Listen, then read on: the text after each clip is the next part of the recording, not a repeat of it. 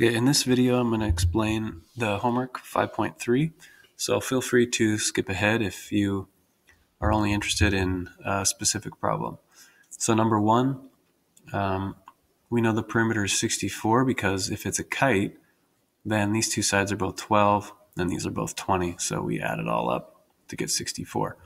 For number two, since this is a kite, y and 146, those are the non-vertex angles, so they are congruent. And then we do 360 minus the three known angles to get the missing one, because a quadrilateral should all add up to 360. For number five,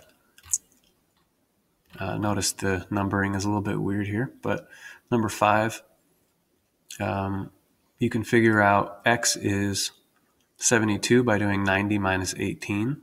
So if this angle is 18, then this one is also 18. So my pencil up. Yeah, if that's 18, then this is also 18. So then the diagonals are perpendicular, so that's a right angle. So these three angles should add up to 180. So we can do 180 minus 90 minus 18, which is 72. Same thing with this triangle over here. Y, if this is y, then y is over here also. So we can do 90 minus 29 to get y. This triangle, we can do a lot of the same things. These are all right angles. So we have 90 minus 78 to get x, and 90 minus 41 to get y. Okay, number 8. W is the same as 1.6. These segments are congruent. And then y can be found by doing 90 minus 48, which is 42. And x is congruent to 48.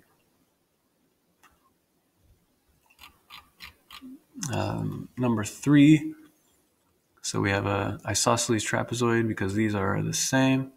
So that means that y should be the same as 128.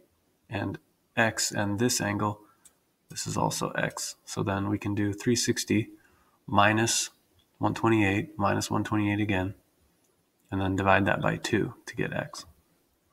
Number 4, another isosceles trapezoid. So these sides are both x. So you could set up an equation, 2x plus 37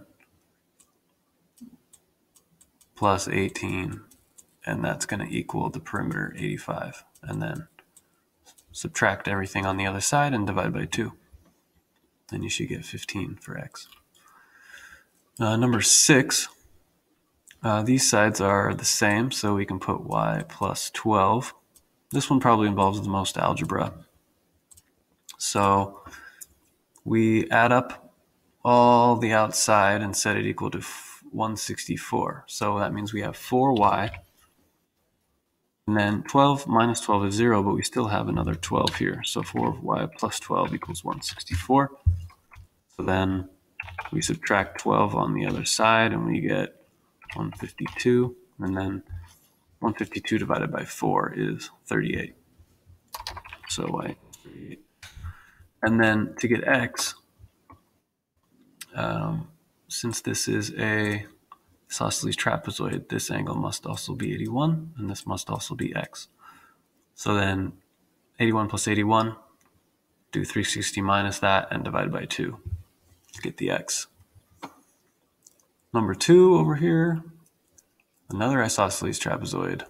So that means this angle is congruent to this angle, so y is 56.